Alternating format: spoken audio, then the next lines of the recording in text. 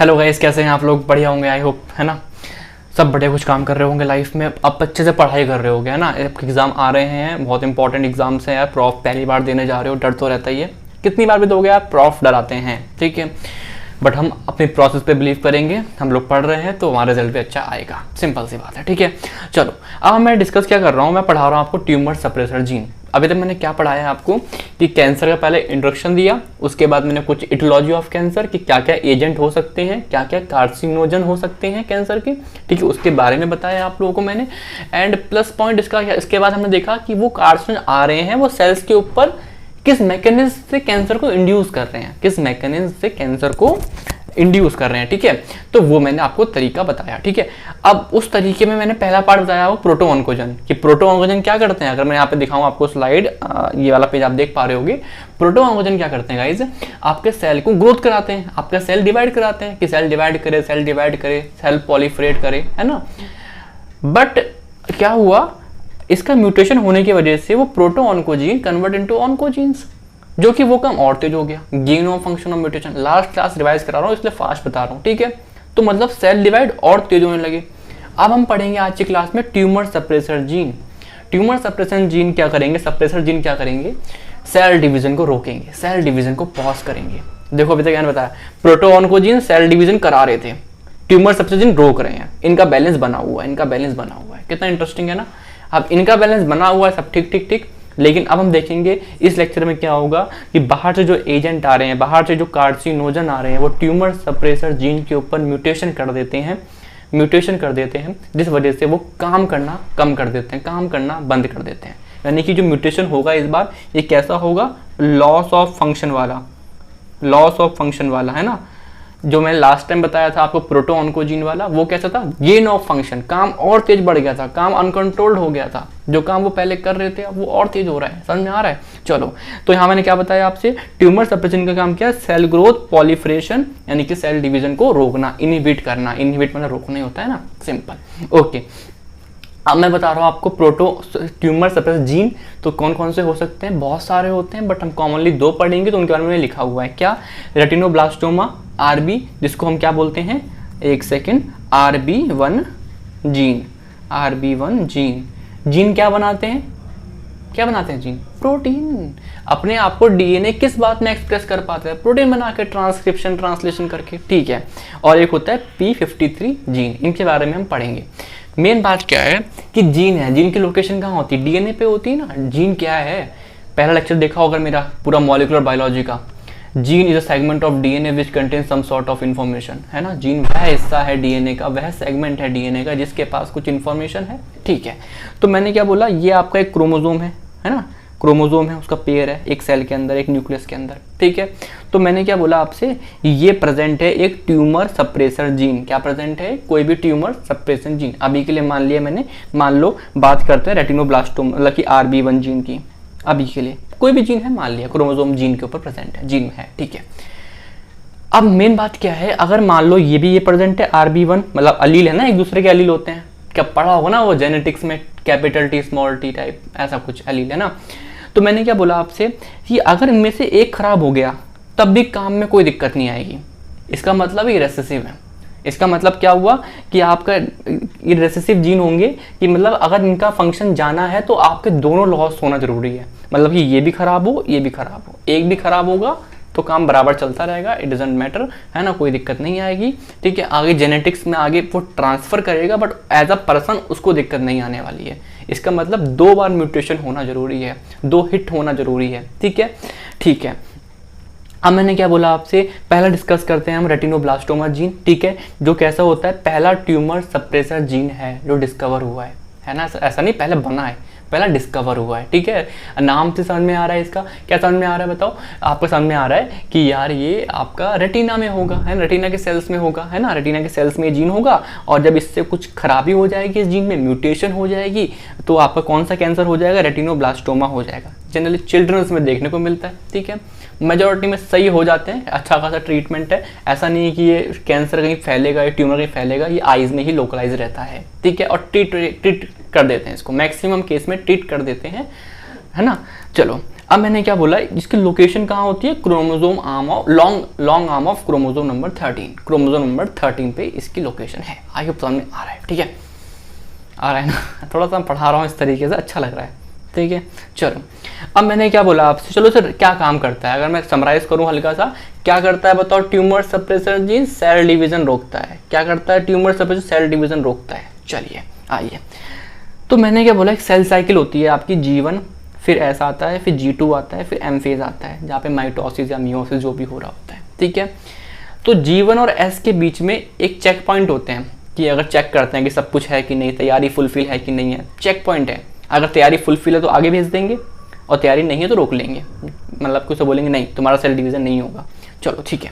अब मैंने क्या बोला कि एक सेल के पास ग्रोथ फैक्टर एब्सेंट है, मतलब उसको ग्रोथ नहीं करनी है, उसको डिवाइड नहीं करना है ना। अभी मैं जो बोल रहा हूँ समझो, ठीक है। तो मैंने क्या बोला आपसे, तो ग्रोथ फैक्टर एब्सेंट है, तो इस केस में क्या है, आपको जो PRB है, ये PRB क्या हुआ, देखो ये जीन है, ये क्या है, RB क्या है, RB1 रेटिनोब्लास्टोमा जीन, ये जीन है, इससे क्या बनेगा बताओ, प्रोटीन। क्या नाम होगा प्रोटीन का, PRB, प्रोटीन ऑफ किसका, रेटिनोब्लास्टोमा, ठीक है। तो ये क्या है, PRB, ठीक है, किससे बना होगा, RB1 जीन से बना है, ठीक है। इस टाइम पे ग्रोथ फैक्टर क्या है, नहीं है, तो ये क्या करेगा, ये बाइंड कर लेगा जाके, किससे बाइंड कर लेगा, एक फैक्टर होता है, ट्रांसक्रिप्शनल फैक्टर होता है, जो इंपॉर्टेंट है रेप्लिकेशन में, कुछ बनाने के लिए साइक्लिंग वगैरह होता है, ठीक है। बट अभी इतना कॉम्प्लेक्स मत करो चीज़ों को, सुनो ध्यान से। मैंने क्या बोला, एक फैक्टर है यूकैरियोटिक ट्रांसक्रिप्शनल फैक्टर 2F, उससे बाइंड कर लेता है। अब जब ये यहाँ बाइंड हो गया, इस प्रोटीन से बाइंड हो गया, तो जा नहीं पाएगा आगे सेल में, तो सेल डिवीजन नहीं हो पाएगी। और सेल डिवीजन होनी भी क्यों थी, बिकॉज ग्रोथ फैक्टर तो है ही नहीं ना, ग्रोथ चाहिए ही नहीं, ग्रोथ फैक्टर बाहर से सिग्नल नहीं आ रहे हैं, तो क्यों डिवाइड करना, तो ये तो नॉर्मल कंडीशन है। समझ में आ रहा है कैसे रोक रहा है, ठीक है। अब मान लिया एक ऐसी कंडीशन है कि जहां पे growth factor present, P for present, तो ये ग्रोथ फैक्टर क्या करेंगे, एक्टिवेट करेंगे साइक्लिन D को और CDK4 and 6 को, CDK4 and 6 को एक्टिवेट किया। ये लोग क्या करेंगे, फॉस्फोराइलेशन, मतलब फॉस्फेट लगा देंगे, है ना, कि ये जो प्रोटीन था इस पे क्या लगा दिया, फॉस्फेट लगा दिया, जिसकी वजह से ये इससे अटैच नहीं हो पा रहे हैं, यूकैरियोटिक ट्रांसक्रिप्शनल फैक्टर 2F से ये लोग अटैच नहीं हो पा रहे हैं। तो ये किस लिए फ्री हो गया, ये आपका सेल डिवीजन में पार्टिसिपेट करेगा और सेल डिवीजन हो जाएगा। ये नॉर्मल कंडीशन है। आपने देखा कि कैसे एक जीन, एक PRB कैसे रेगुलेट कर रहा है कि कब उसे सेल डिवाइड करना है, कब उसे सेल डिवाइड नहीं करना है ना। मैंने बोला ग्रोथ फैक्टर हैं तो डिवाइड कर लेगा, क्योंकि ग्रोथ फैक्टर एक्टिवेट करेंगे इनको और ये इसको कर देंगे फॉस्फेट, जिससे ये बाइंड नहीं कर पाएगा। समझ में आ रहा है, ठीक है। अब हुआ क्या, अब म्यूटेशन हुआ, इसमें क्या हुआ, म्यूटेशन में क्या हुआ, बात समझना, जो RB1 जीन है वो म्यूटेशन हो गया, उसमें वो खराब हो गया, म्यूटेशन हो गया, कुछ खराबी आई, ठीक है ना। और हुआ क्या उससे, अब मान लो ग्रोथ फैक्टर क्या है, एब्सेंट, ग्रोथ नहीं होनी चाहिए, इस टाइम पे ग्रोथ नहीं होनी चाहिए। बट हुआ क्या, ये देखो, ये क्या बना, PRB, बट कैसा बना, खराब बना। अब बोलोगे खराब क्यों बना, क्योंकि आपका जीन म्यूटेटेड है, तो आपका म्यूटेटेड प्रोटीन बना। कैसा बना बताओ, म्यूटेटेड प्रोटीन बना। तो जो आपका ये वाला फैक्टर है, यूकैरियोटिक ट्रांसक्रिप्शनल फैक्टर है, ये इससे बाइंड करना चाहिए था। ग्रोथ फैक्टर नहीं है, जब एब्सेंट है तो ये बाइंड कर रहा था, बट म्यूटेशन की वजह से क्या हो रहा है, ये बाइंड इससे नहीं करेगा, तो ये सेल डिवीजन में पार्टिसिपेट कर लेगा, तो सेल डिवाइड करना शुरू कर देगा। देखा, यही तो बोल रहा हूँ, म्यूटेशन, लॉस ऑफ फंक्शन, जो पहले इसकी वजह से सेल डिवीजन नहीं हो रहा था, रोक रहा था वो सेल डिवीजन, क्योंकि अब वो प्रोटीन ही खराब बन रहा है, क्योंकि जीन खराब हो गया, तो वो काम नहीं हो पा रहा। समझ में आ रहा है क्या, समझ में आया। तो इस तरीके से यही तो होता है यार, कैंसर सेल्स क्या बोलते हैं कि वो डिवाइड करे जा रहे हैं और डिवाइड करे जा रहे हैं। तो यार देख रहे हो, यहाँ पे सेल डिवाइड रोकने वाला कोई है ही नहीं, कैसे होगा कोई, समझ में आ रहा है क्या, इज इट क्लियर, ठीक है। चलो अब बात करते हैं हम लोग क्या, P53 जीन की। तो ये भी एक तरीके से क्या बोल सकते हैं, ये भी आपका एक ट्यूमर सप्रेसेंट जीन है, हर एक सेल के पास होता है, पूरी बॉडी में हर टिश्यू के पास होता है ये, ठीक है। इसका मतलब क्या है, P फॉर प्रोटीन है ना, फॉस्फोप्रोटीन बोल दो, प्रोटीन, और 53 मतलब इसका मॉलिक्यूलर वेट यानी 53 किलो डाल्टन, कोई बड़ी बात नहीं है, ठीक है। लोकेशन कहाँ पर है, वो कहाँ पे थी बताओ, long arm of chromosome number 13, ये कहाँ पर है बताओ, short arm of chromosome number 17, ठीक है, याद कर लेना, एमसीक्यू में आ जाता है आपको, अगर आप लिखो भी शॉर्ट नोट में तो लिखोगे तो इंप्रेशन अच्छा पड़ेगा, ठीक है। ये वन ऑफ द मोस्ट ऐसा जीन है जो मतलब कैंसर जब होता है, ये gene one of the most mutated gene है ना, मतलब बहुत जल्दी म्यूटेशन हो जाता है इसका कैंसर कॉजिंग में, ठीक है ना। तो ये हो गया, क्या करेगा ये, मेरी बात समझना, ध्यान समझेंगे हम लोग, मैं समझाऊंगा, मेरी बात समझना, ठीक है। अब मैंने बोला कि आपका एक डीएनए है, ये मैंने बोला एक डीएनए है, डीएनए में कोई म्यूटेशन हुआ जिसकी वजह से इसके दोनों स्टैंड अलग हो गए, सुनना ध्यान से, ये दोनों स्टैंड अलग हो गए, क्या बोलते हैं इस वाले डैमेज को, डबल स्टैंड डीएनए ब्रेक हो गया, डबल स्टैंड डीएनए ब्रेक हो गया। तो इस टाइम पे क्या होगा, जो आपका ये जीन है P53 वाला जीन है ना, वो क्या बनाएगा, बहुत सारे क्या बनाएगा, P53 प्रोटीन बनाया इसने, बहुत सारे प्रोटीन बनाए, ठीक है। तो मैंने क्या बोला, मेरी बात समझना, जो आपका P53 कब एक्टिवेट हुआ, जब डीएनए डैमेज हुआ, समझ में आ रहा है। तो मतलब क्या बोला मैंने आपसे, एक सेकंड यहाँ पर आओ, देखो ये आपको नॉर्मल डीएनए था, उसमें कुछ म्यूटेशन हुआ, क्या, डबल स्टैंड कहीं ना कहीं ब्रेक है ना, क्या बोलेंगे इसको, हाँ, डबल स्टैंड डीएनए ब्रेक, मतलब दो स्टैंड अलग हुए, ठीक है, मतलब कि ये अलग हो गए यहाँ से। तो ऐसा होने पे आपके जो P53 थे वो एक्यूमुलेट हो गया, उनका लेवल बढ़ गया, है ना, वो लेवल बहुत तेज सिंथेसिस हुई, उनकी सिंथेसिस बहुत तेज हुई, ठीक है। अब ये लोग क्या करेंगे, ये P53 किसे एक्टिवेट कर देगा, P21 को इसे एक्टिवेट कर दिया, ठीक है। अब P21 क्या करेगा, मेरी बात समझना, ये इनहिबिट कर देगा CDK और साइक्लिन को। अब मुझे यहाँ सोच के बताओ, ये रहा, CDK और साइक्लिन अगर रुक गए तो सेल डिवीजन नहीं होगी, देख रहे हो आप, CDK एंड साइक्लिन अगर रुक गए तो ये इसे एक्टिवेट नहीं कर पाएंगे, सेल डिवीजन जो हो रही थी यहाँ पे वो नहीं होगी।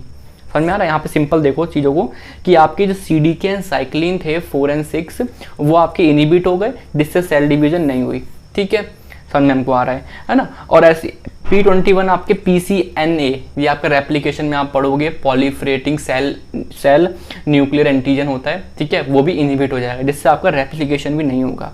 अब आप बोलोगे इतना हम सेल डिवीजन को रोक क्यों रहे हैं, पॉज क्यों कर रहे हैं, देखो मैंने क्या बोला, जब आपका डीएनए डैमेज हुआ तो उस टाइम पे मैं सेल को डिवाइड नहीं कर सकता हूँ, अगर मैं ऐसा करूँगा तो गलत है ना, सेल नहीं, उस टाइम पे क्या करेगा बॉडी, डीएनए रिपेयर करेगा, और डीएनए रिपेयर करने के लिए, है ना, डीएनए रिपेयर करेगा, तो डीएनए रिपेयर करने के लिए सेल डिवीजन को पॉज करना बहुत ज़रूरी है। तो यही हो रहा है यहाँ पे, सेल डिवीजन रोक दी जा रही है ना, जिससे क्या हो रहा है, मेरा सेल रिपेयर कर रहा है, उस टाइम पे रिपेयर कर लेते हैं। अगर रिपेयर नहीं कर पा रहा, बहुत ज़्यादा डैमेज है, रिपेयर नहीं हो पा रहा है, तो यही आपका P53 बोलता है, क्या कर लो, एपोप्टोसिस कर लो, सेल की डेथ कर दो, प्रोग्राम्ड सेल डेथ कर दो, है ना, समझ में आ रहा है क्या, तो मतलब एपोप्टोसिस कर दो। तो यही लोग डिसाइड करते हैं। तो मेरी सिंपल सी बात, मेरी बात सुनो, वापस सुनो, एक आपका क्या डीएनए है, उसमें म्यूटेशन हुआ, उसके दोनों स्टैंड अलग हो गए, ऐसा होने पे आपके P53 जीन ने बहुत सारा क्या बनाया, P53 प्रोटीन बना दिया, है ना, जो भी है बना दिया, और वो क्या करेगा, वो एक्टिवेट कर देगा किसको, P21 को। P21 दो रास्ते से आपका कहीं ना कहीं सेल डिवीजन रोक देगा, है ना। और सेल डिवीजन क्यों रोक रहा है, बिकॉज उस पीरियड में आपका डीएनए रिपेयर हो जाए, जब डीएनए रिपेयर हो जाएगा तो वापस से वो कंटिन्यू हो जाएगा, है ना, वापस से बढ़ने लगेगा, सेल डिवीजन होने लगेगा। समझ में आ रहा है मैं क्या बोल रहा हूँ, ओके ठीक है। और अगर रिपेयर नहीं हो पा रहा है, बहुत डैमेज है, तो उसी टाइम पे उसका एपोप्टोसिस भी कर देंगे। तो यही तो है आपका एपोप्टोसिस, है ना, इस टाइप से डीएनए रिपेयर, तो यही सब है, ठीक है। तो मैंने बताया आप लोगों को, आई होप समझ में आ गया होगा। ये बता चुका हूँ मैं क्या, कि ये G1 से S में जाने के बीच में बता दिया होगा, बिकॉज मैं वीडियो दूसरी बना रहा हूँ, कोई आगे से डिस्टर्ब कर रहा था, डिस्टर्ब क्या बोल रहा हूँ, कोई जूनियर था वो आ गया था, कोई डाउट होगा उसका, ठीक है। तो वो उस वजह से थोड़ा सा मेरी वीडियो पॉज हो गई, ठीक है। बाकी तो कोई दिक्कत नहीं, आई थिंक मैंने सब कुछ कवर कर दिया है और सब कुछ इंपॉर्टेंट कवर है यार। हाँ ये देखो यार, इसके बहुत सारे और नाम भी हैं, किसके, P53 के, ठीक है। जैसे कि आप guardian of genome, molecular policeman, काम कर रहा है ना, डीएनए में कुछ हमला हुआ उसको सही कर देगा। जब तक सही नहीं हो रहा तो पुलिस की तरह उसको सेल डिवीजन रोक लिया, जिससे रिपेयर वगैरह हो जाए, फिर वापस सेल डिवीजन चालू हो जाएगा। समझ में आ रहा है? पहले तो मोटा मोटा आइडिया क्लियर करो कि ट्यूमर सप्रेसर जीन होते क्या हैं। ट्यूमर सप्रेसर जीन जो सेल डिवीजन को रोके, इतना आइडिया क्लियर है, ठीक है। अब उनके बारे में आपको मैंने पढ़ाया, वो हो जाएगा। 2 टाइप के होते हैं, रेटिनोब्लास्टोमा, आपका क्या रेटिनोब्लास्टोमा जीन, और आपका क्या हो गया P53 जीन्स है ना, उनके बारे में पता होना चाहिए। और भी होते हैं बट एग्जाम में आपसे यही पूछा जाएगा, और बहुत मोस्ट इंपॉर्टेंट तो इसके बारे में पूछा जाता है, शॉर्ट नोट वगैरह आ जाता है, तो आप लिख लोगे ना आराम से कि कैसे कैसे फ्लो चार्ट वगैरह, ये फ्लो बनाना और इसको एक्सप्लेन कर देना, बहुत अच्छे नंबर मिल जाएंगे, ठीक है, पूरे नंबर मिल जाएंगे, ठीक है। बायोकेमिस्ट्री में ऐसा नहीं कि आपको कॉपी भरनी होती है बहुत सारी, नहीं, अगर आपका कंटेंट ठीक है आपको नंबर मिल जाते हैं, ठीक है। यही सब है आपके बारे में, इसके बारे में आई होप समझ में आया होगा। अगर आप मुझसे पढ़ रहे हो अभी तो प्लीज़ बताना, कुछ नए तरीके से पढ़ा रहा हूँ तो, है ना। आप जैसे देख भी पा रहे हो यार, पसीना बहुत ज़्यादा आता है पढ़ाते वक्त। अभी तो कुछ नहीं है, मौसम काफ़ी रिलेटिवली बहुत ठंडा हो गया, मतलब जब मैं अप्रैल और जून में पढ़ाया करता था, मई में लिटरली बहुत ज़्यादा गर्मी होती थी, ठीक है। लेकिन चलो वो तो चलो हो जाएगा, ठीक है। पढ़ाई करो अच्छे से, पेपर आ रहे हैं आपसे, कोई भी डाउट हो प्लीज़ बताओ। आपको अगली वीडियो कौन सी चाहिए वो मुझे बताओ, ठीक है। जितना हो सका मैंने 6 महीने में किया, अब आपके ऊपर है कि आप मुझ कुछ रह गया हो। वैसे मेरा प्लान है कि एक लेक्चर और आएगा इसमें ट्यूमर मार्कर्स के ऊपर, उसके बाद हम TFT पढ़ेंगे, उसके बाद हम ECM, एक्स्ट्रा सेलुलर मैट्रिक्स यानी कोलेजन वगैरह पढ़ेंगे, ठीक है। ये मेरा प्लान है इसके अकॉर्डिंग। अगर आपको कुछ और इसके बाद कुछ कराना है पेपर से पहले आपके, तो मुझे बता दो, ठीक है। चलो ठीक है, थैंक यू, बाय।